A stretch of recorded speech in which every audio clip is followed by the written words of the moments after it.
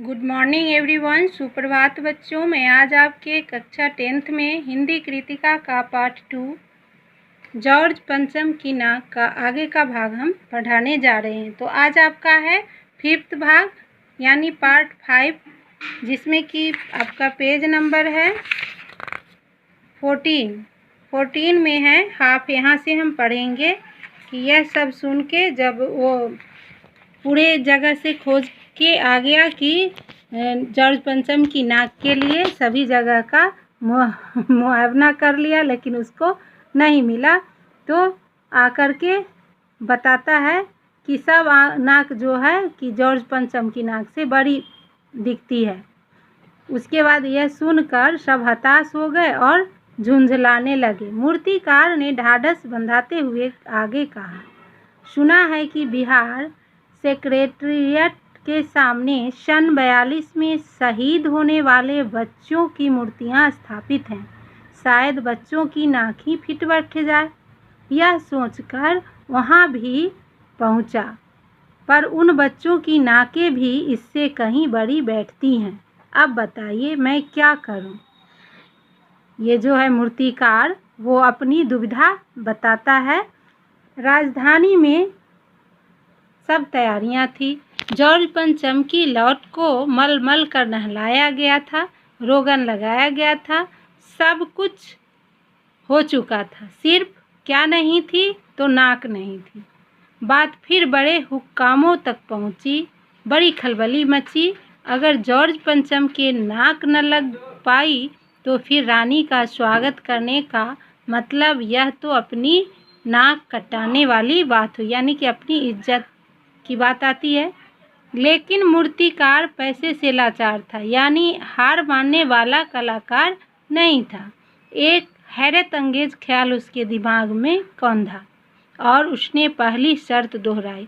जिस कमरे में कमेटी बैठी हुई थी उसके दरवाजे फिर बंद हुए और मूर्तिकार ने अपनी नई योजना पेश की। चूँकि नाक लगाना एकदम ज़रूरी है, इसलिए मेरी राय है कि 40 करोड़ में से कोई एक जिंदा नाक काट कर लगा दी जाए। अब सुनो इसकी क्या राय है कि जिंदा नाक ही लगा दिया जाए। बात के साथ ही सन्नाटा छा गया। सब सोच में पड़ गए कि क्या बात कह रहा है। कुछ मिनटों की खामोशी के बाद सभापति ने सबकी तरफ देखा। सबको परेशान देखकर मूर्तिकार कुछ अचकचाया, यानी चौंक पड़ा और धीरे से बोला, आप लोग क्यों घबराते हैं? यह काम मेरे ऊपर छोड़ दीजिए। नाक चुनना मेरा काम है, आपकी सिर्फ इज्जत चाहिए। सब अपना कानाफूसी हुई और मूर्तिकार को क्या हुआ, अंत में इजाज़त मिल जाती है। तो आज हम यहीं तक पढ़ेंगे। 6th वीडियो में आगे का भाग पढ़ेंगे। तो आज का क्वेश्चन होगा आपका 8 और 9। ओके, तो क्वेश्चन नंबर 8 में क्या है कि जॉर्ज पंचम की लौट पर किसी भी भारतीय नेता, यहाँ तक कि भारतीय बच्चों की नाक फिट न होने की बात से लेखक किस ओर संकेत करना चाहता है? तो क्वेश्चन नंबर 8 का आंसर आप देखेंगे मेरी डायरी में। यहाँ देखेंगे, यहाँ से हम लिखवा रहे हैं आपको। थोड़ी देर वीडियो रोकते हैं। बुक दिख रहा है आपको?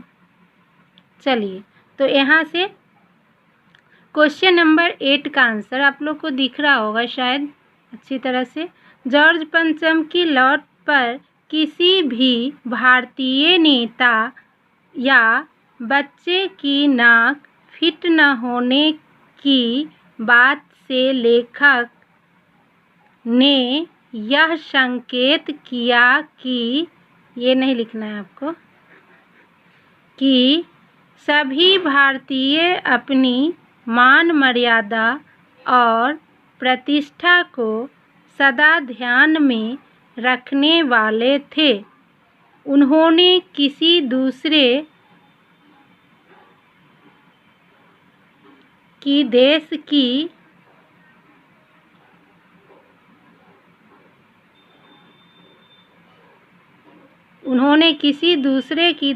की भूमि पर अपनी नाक ये नहीं है स्थापित करने की कोशिश कभी नहीं की थी। इस बात से लेखक यह संकेत कर रहा है कि भारतीय नेताओं के आदर्श और यहाँ तक कि भारतीय बच्चों की नाक अर्थात उनका चरित्र भी जॉर्ज पंचम से कहीं ऊंचा है, यानी सम्मान योग्य है। एक बार फिर सुन लीजिए, जो क्रॉस किए वो नहीं लिखिएगा।